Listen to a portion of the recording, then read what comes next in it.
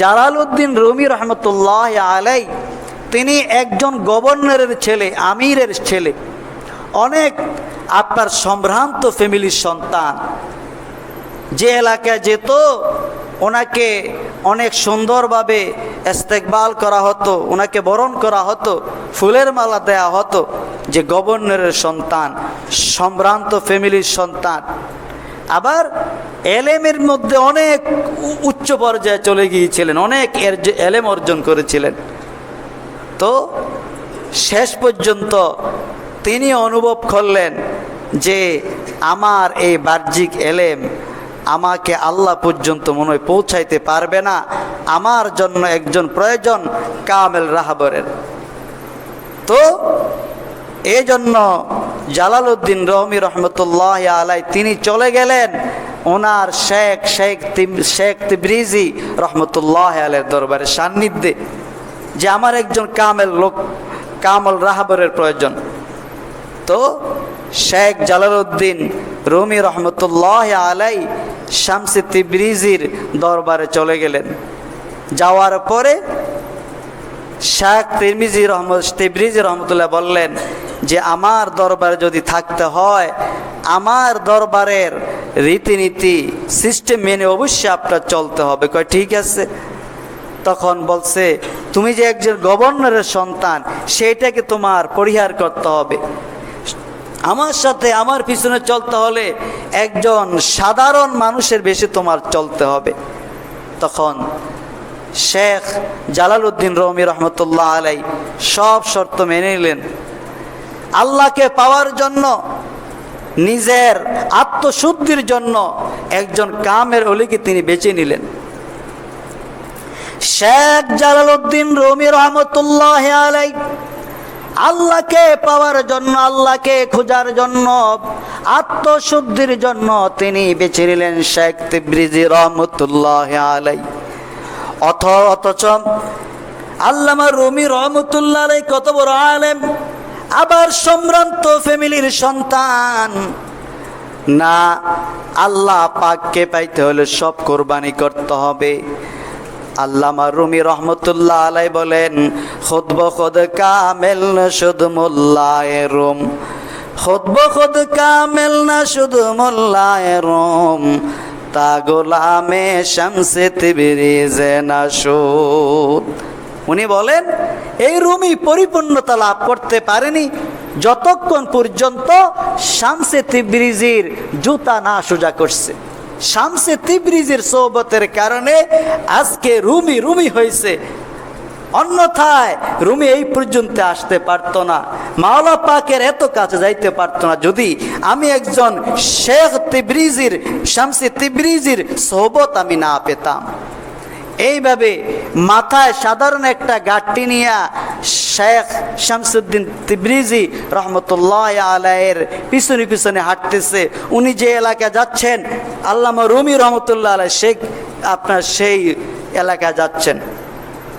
তখন তিনি তার ভাষ্যে, উনি কত সুন্দর কবি ছিলেন, এ চুনি শে গুদায়ে কুবে কো এশকে আমুদ লাউ বালে ফাত্তাকো।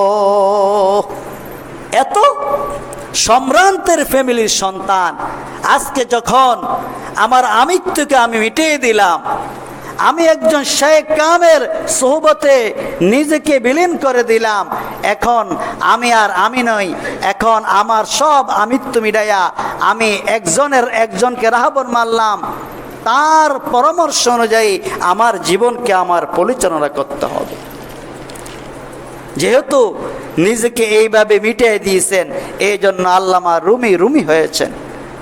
এই জন্য দরকার সব কিছু বাদ দিয়ে, দুনিয়ার সকল ব্যস্ততাকে বাদ দিয়ে একজন ওলি খোঁজা, একজন আল্লাহওয়ালাকে খোঁজা, যার রাহবরিতে, যার তত্ত্বাবধানে আমি মাওলা পাকের পরিচয় লাভ করতে পারি। আল্লামা রুমি রহমতুল্লাহ আলাই বলেন, কলারা বুগজারে মরদে হালে শাও, কলারা বুগজারে মরদে হালে শাও, পেশে মর্দে কামেলে পামালে শাও।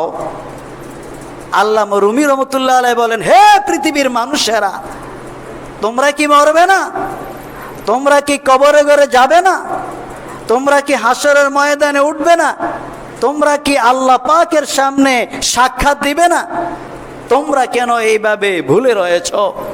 কবরকে কিভাবে ভুলে রয়েছ? হাসরের ময়দানের কথা কিভাবে ভুলে রয়েছ? যদি তোমাদের কবরের কথা চিন্তা হতো, মৌতের কথা চিন্তা হতো, হাসরের ময়দানের কথা চিন্তা হতো, ফুলসিরাতের কথা চিন্তা হতো, জাহান্নামের কথা চিন্তা হতো, তাহলে তো তোমরা এইভাবে উদাসীন অবস্থায় বসে থাকতা না। এখনো সময় আছে ও পৃথিবীর মানুষেরা, সকল গল্প গুজব বাদ দিয়ে, মানুষের সমালোচনা বাদ দিয়ে, গীবত শিকায়েত বাদ দিয়ে, অনর্থক কথাবার্তা বাদ দিয়ে একজন কামেল ওলির সোহবতে চলে যাও। কলার আবুগ জারে মর্দে হালে শাও, পেশে মর্দে কামেলে পামালে শাও। একজন কামেল ওলির জুতার পাপস হয়ে যাও, মানে তার সামনে তুমি তোমাকে মিটিয়ে দাও। যদি একজন কামের অলির সামনে নিজের আমিত্বকে মিটাইতে পারো, তখন তুমি খোদার পরিচয় লাভ করতে পারবা। আমাদের আকাবিররা এই কাজ করছেন, নিজের আত্মশুদ্ধির জন্য নিজেকে মিটিয়ে দিয়েছেন। কেন? আল্লাহকে পাওয়ার জন্য, আল্লাহকে পাওয়ার জন্য। আল্লামা শিবলি রহমতুল্লাহ আলাই, তিনি তো সেই অনেক বড় গভর্নর ছিলেন, তিনি অনেক বড় গভর্নর ছিলেন। কিন্তু যখন তিনি দেখতে পেলেন যে এই গভর্নর করার মধ্যে সফলতা নয়, আমাকে আল্লাহ পর্যন্ত যাওয়ার জন্য একজন কামেল ওলির দরকার, ওনার সোহবতে আমার যাওয়ার দরকার। তখন আল্লামা শিবলি রহমতুল্লাহ আলাই তিনি বেছে নিলেন জুনায়েদ বাগদাদি রহমতুল্লাহ আলাইকে। বাগদাদের সেরা ওলি জুনায়েদ বাগদাদিকে তিনি বেছে নিলেন যে আমার যদি আল্লাহ পর্যন্ত পৌঁছতে হয় তাহলে অবশ্যই আমার একজন কামেল ওলির দরকার। চলে গেলেন জুনায়েদ বাগদাদি রহমতুল্লাহ আলাইয়ের দরবারে। যাওয়ার পরে ওনার হাতে হাতে হাত দিয়া বায়াত হয়ে গেলেন এবং ওনার কাছে থাকলেন। এইভাবে যেতে যেতে যেতে যেতে 1 বছর যখন ওনার সময় পার হলো, তখন জুনায়েদ বাগদাদি রহমতুল্লাহ আলাইহি বললেন যে তোমার একটা কাজ করতে হবে, আমার এই দরবারে যদি তোমার থাকতে হয় তাহলে তোমাকে কিছু মুজাহিদা করতে হবে। কি করতে হবে? তো যাও, ওই তুমি রাস্তার পাশে তুমি তামাক বিক্রি করতে হবে। তখন শিবলি রহমতুল্লাহ আলাই রাস্তার পাশে তামাক বিক্রি করতেছে, রাস্তার পাশে তামাক বিক্রি করতেছে। অত একজন গভর্নর, এখন তামাক তো সাধারণ লোকেরা ক্রয় করে, যে লোকটা গভর্নর এখন তার কঠিন পরীক্ষা যে এখন সাধারণ লোকের সাথে তার তর্ক বিতর্কের মধ্যে জড়াইতে হবে, কারণ কত রকমের ক্রেতা আসে। তখন উনি শায়েখের দরবারে আইসা বলতেছে, আপনি তো 1 বছরের কথা বলছিলেন, 1 বছর তো হয়ে গেছে। কারণ উনি দিন গণতেছে কখন 1 বছর শেষ হবে। তখন জুনায়েদ বাগদাদি রহমতুল্লাহ দরবারে আইসা বলতেছে, শেখ 1 বছর তো শেষ হয়ে গেছে। কই তুমি 1 বছর কোন সময় শেষ হয়েছে এই জন্য তুমি গণতেছিলে? কয় হ। ও তুমি এখনো কি তোমার আত্মশুদ্ধি হয়নি, এখনো তোমার কি অহংকার দূর হয়নি? যাও, তোমার 1 বছর তোমার রাস্তার মধ্যে ভিক্ষা করতে হবে, ভিখারির বেশে তোমার থাকতে হবে। কঠিন পরীক্ষা। যে লোকটা একজন গভর্নর ছিল, সে লোকটাকে এখন রাস্তার মধ্যে ভিক্ষার কথা বলতেছে আমার দরবারে তোমার থাকতে হলে তোমার 1 বছর ভিক্ষা করতে হবে। তখন বাস একটা প্লেট নিয়ে আপনার রাস্তায় ঘুরতেছে আর বলতেছে, ভাই আল্লাহর রাস্তায় কিছু পয়সা দেন না। রাস্তার মধ্যে যখন শিবলি রহমতুল্লাহ আলাইহি এইভাবে মানুষের কাছে ভিক্ষা চায়, মানুষ বলতেছে এই চেহারার লোক ভিক্ষুক হইতে পারে না, তোমার কি শরীরে শক্তি নাই, তুমি কাজ করে চলো। এইভাবে যার কাছে যায় কেহ তাকে ভিক্ষা দেয় না। এইভাবে 1 বছর পার হয়ে গেল, সে নিজেও টের পায় না। ইতিমধ্যে আপনার জুনায়েদ বাগদাদী রহমতুল্লাহ আলাইহি তাকে ডাকলেন ওনার দরবারে। ডাকার পরে বলতেছে কি ব্যাপার, তোমার তো 1 বছর অতিবাহিত হয়ে গিয়েছে, তুমি কি টের পাওনি? আমি তো বলতেই পারি না 1 বছর কোন দিক দিয়ে পার হয়ে গেল, আমি তো টের পাই নাই। বলতেছে তোমার এখন আরেকটা পরীক্ষা। কয় কি পরীক্ষা?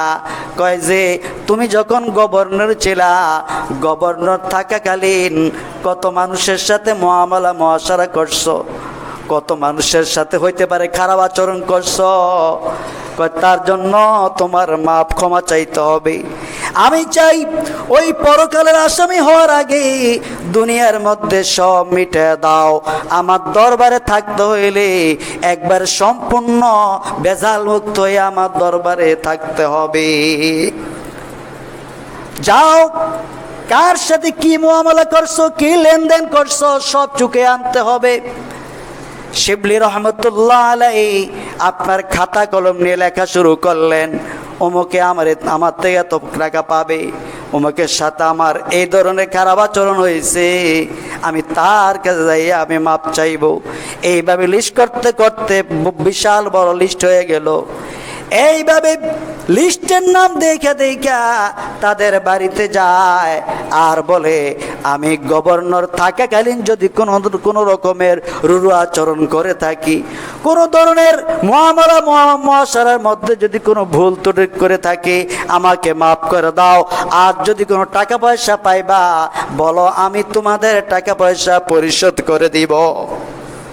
এইভাবে ঘুরতেছে, অনেকের বাড়ির মধ্যে যাচ্ছে যে ভাই আমি গভর্নর থাকাকালীন কোনো কি অপরাধ করছে কিনা? কয় হ্যাঁ, আপনি আমার সাথে অনেক খারাপ আচরণ করছেন, আমাকে আপনি অনেক ঠকাইছেন, যদি আপনি মাপ পেতে হয় তাহলে আমার সাথে কাজে হেল্প করতে হবে, সহযোগিতা করতে হবে, আমার বাড়ির কাজের মধ্যে আপনি সহযোগিতা করতে হবে। যদি মাপ পেতে চান আমার বাড়ির কাজ আপনি করতে হবে। কঠিন অবস্থা, একজন গভর্নর নিজেকে মিটিয়ে দিচ্ছে। এইভাবে মানুষের বাড়িতে যাইয়া মানুষের কাজ করে কেন? যে গভর্নর থাকাকালীন যদি অন্যায় অপরাধ করে থাকে যাতে সে গুনাহগুলো মাফ হয়ে যায়। কেন? বান্দার হকগুলো দুনিয়া থেকে যায়, আল্লাহর হকগুলো আল্লাহ পাক মাফ করতে পারে, কিন্তু বান্দার হকগুলো লটকে থাকে। আহা, শেখ শিবলি রহমতুল্লাহ আলাইহি এইভাবে মানুষের সাথে সকল কিছু মিটিয়ে দিতেছে। যখন মোটামুটি শেষ পর্যায়ে তখন জুনায়েদ বাগদাদী রহমতুল্লাহ আলাইহি শিবলি রহমতুল্লাহ আলাইহিকে বললেন, এখন তোমার সব কিছু পরিপূর্ণ হয়ে গেছে, এখন তুমি আমার সোহবতে আমার দরবারে থাকতে পারো। আমার দরবারে আমার সোহবতে থাকতে হলে এখন তুমি থাকতে পারো, এখন তুমি যোগ্যতা অর্জন করছো।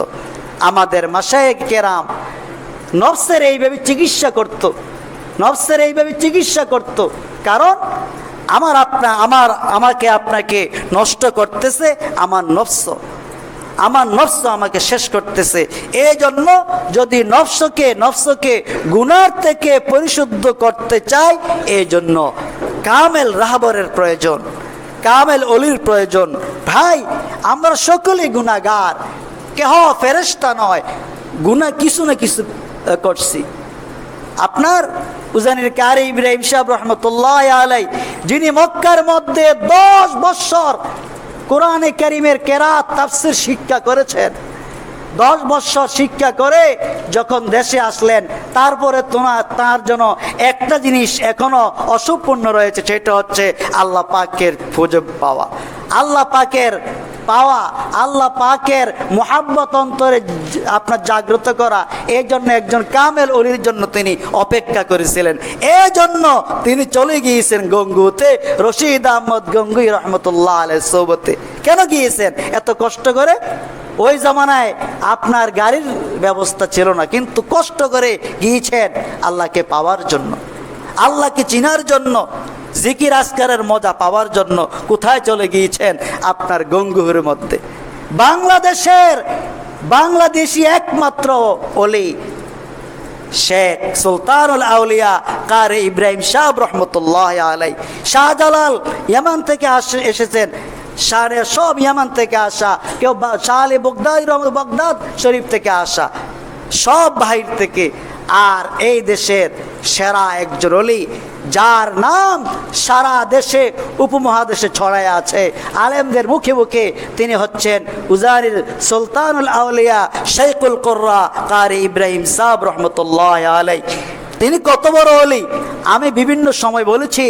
আরো 600 বৎসর পূর্বে শেখ আব্দুল কুদ্দুস গঙ্গুহি রহমতুল্লাহ আলাইহি বলেছিলেন যে আমি তো মরে যাচ্ছি, আমার এই খানকা, আমার জিকিরের খানকা অটোমেটিক বন্ধ হয়ে যাবে, তবে সেটাকে কেউ খুলতে পারবে না।